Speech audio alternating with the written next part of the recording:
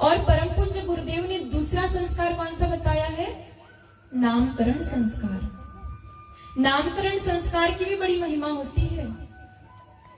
सोच समझकर बच्चों का नाम हम रखें। कहा गया है यथा नाम तथा गुण। जैसा बच्चों का नाम होता है ना, वैसे ही उनके अंदर गुण आते चले जाते हैं। इसीलिए सोच समझकर हम नामकरण करें। देवी देवताओं के नाम के आधार पर बच्चों के नाम रखे जाते थे पहले, तो देवी देवताओं के गुण बच्चों के अंदर आते थे। लेकिन आजकल हम पाश्चात्य संस्कृति में पढ़कर, पाश्चात्य संस्कृति में डूबकर कुछ भी बच्चों के नाम रख देते हैं जिनका कोई अर्थ नहीं होता। इसलिए गुरुदेव ने नामकरण संस्कार को भी बड़ा महत्व दिया है कि सोच समझकर हम नाम रखें, जो जीवन भर बच्चे को उस नाम से पुकारा जाता है। इसलिए नाम ऐसा रखें जो प्रेरणा दे। नाम से हमें प्रेरणा मिलना चाहिए, कुछ भी नाम हम न रखें। आजकल हम देखते हैं कि पाश्चात्य संस्कृति में पढ़कर बच्चों के कैसे कैसे नाम रख दिए जाते हैं। एक परिवार में माताजी थी, उनकी 5 बेटियां थी। पहली बेटी का नाम क्या था? ध्यान से सुनना, फिर पूछेंगे हम। पहली बेटी का नाम था टूटी। दूसरी बेटी का नाम था फटी। तीसरी बेटी का नाम था फीकी। चौथी बेटी का नाम था मरी। और 5वीं बेटी का नाम था भूतनी। माताजी ने ऐसा नामकरण किया था अपनी बेटियों का। एक दिन जो भूतनी थी, उसे देखने के लिए, विवाह के लिए मेहमान आ रहे थे। तो जैसे ही मेहमान घर में दरवाजे पर आए, माताजी ने उनका बहुत अच्छे से स्वागत किया, बड़े सम्मान के साथ उन्हें घर में लेकर के आई। अब बैठने के लिए कुछ चाहिए थी, कुर्सी।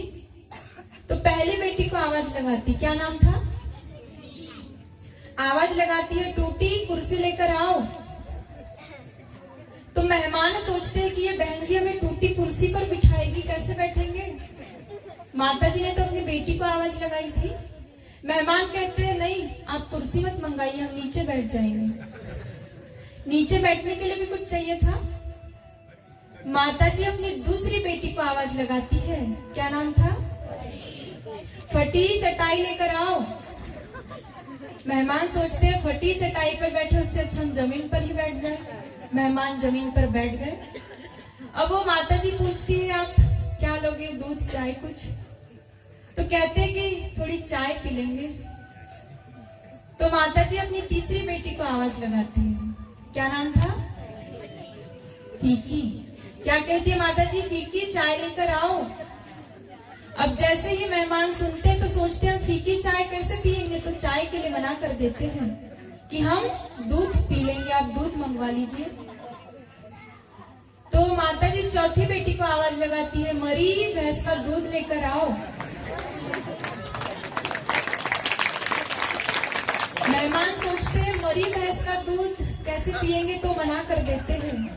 मेहमान कहते हैं कि हमें न तो कुर्सी पर बैठना है, न चटाई पर बैठना है, न चाय चाहिए, न दूध, कुछ नहीं चाहिए, बस आप बेटी दिखा दीजिए, हम लड़की देखना चाहते हैं।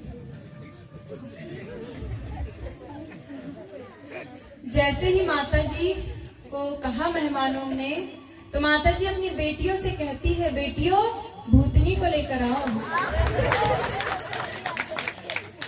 अब जैसे ही मेहमान भूतनी का नाम सुनते हैं तो डर जाते हैं और भाग जाते हैं वहां से। कैसे कैसे नाम रखे जाते हैं जिनका कोई सेंस नहीं होता, कोई मीन्स नहीं होता। इसीलिए आज आवश्यकता है हम वैदिक पद्धति से बच्चों का नामकरण करें। नाम ऐसा हो जो प्रेरणा दे सके। इसीलिए तो प्राचीन काल में बेटियों के नाम देवियों के नाम के आधार पर रखे जाते थे, सीता, सावित्री, अनुसुईया, शकुंतला, ताकि उनके गुण बेटियों में आए। और बेटों के नाम भी देवताओं के नाम के आधार पर रखे जाते थे। एक ही कारण था कि देवताओं के गुण, देवियों के गुण बच्चों के अंदर आए। ये नामकरण संस्कार की महिमा थी। नामकरण संस्कार में देवताओं के नाम के आधार पर बच्चों का नामकरण किया जाता है। हम बच्चों का नामकरण करते हैं देवताओं के नाम पर, क्या पता देवता भगवान ही हमारे घर में प्रकट हो जाए। ऐसा हुआ है ना?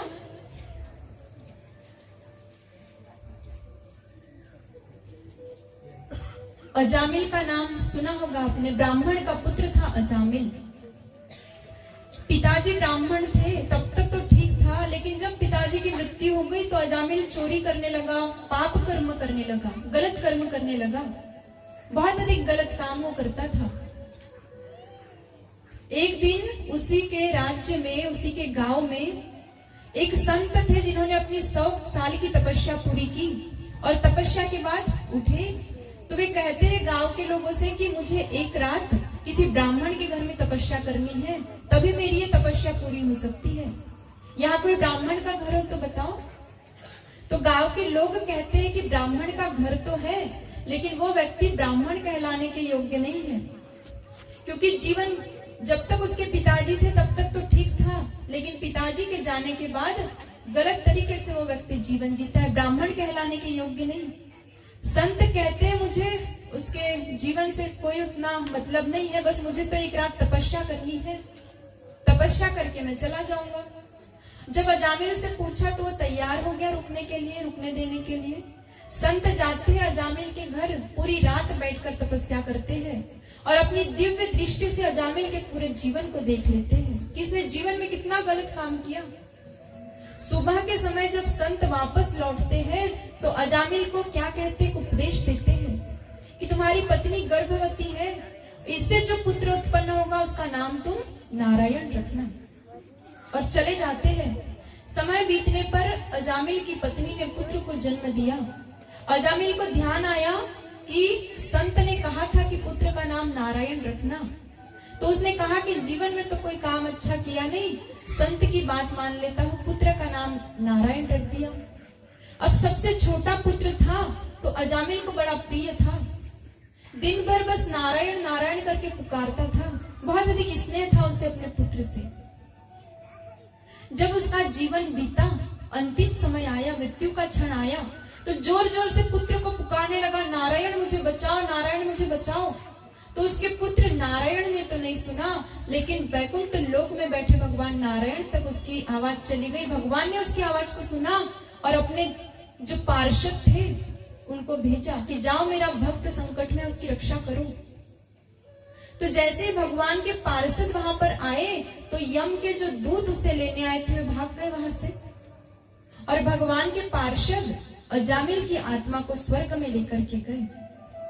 तब यमराज कहते हैं भगवान से कि भगवान, इस व्यक्ति ने जीवन में कभी अच्छा काम नहीं किया, जीवन भर गलत कर्म किया, इसे तो नरक में जाना चाहिए, आप स्वर्ग में लेकर आ गए। तो भगवान क्या कहते हैं, इसने अंतिम समय में मेरा नाम लिया, इसलिए नरक में नहीं जा सकता। तो भगवान से कहते हैं यमराज कि भगवान, इसने आपका नाम नहीं लिया, तो अपने पुत्र नारायण को पुकार रहा था। लेकिन भगवान क्या कहते हैं, पिता समझकर या पुत्र समझकर अंतिम समय में जो मेरा नाम लेता है वो स्वर्ग का अधिकारी होता है, वो नरक में नहीं जाता, वो तो स्वर्ग में जाता है। क्या हुआ, जीवन भर पाप कर्म किया अजामिल ने। कहा गया है, रहा अजामिल पापमय, नारायण था पुत्र, नाम पुकारा पुत्र का, पिता हो गया मुक्त। इसीलिए नामकरण संस्कार हम कैसा करें, देवताओं के नाम के आधार पर बच्चों का नामकरण करें। क्या पता बच्चों को बुलाते बुलाते देवता हमारे घर में प्रकट हो जाए। ये नामकरण संस्कार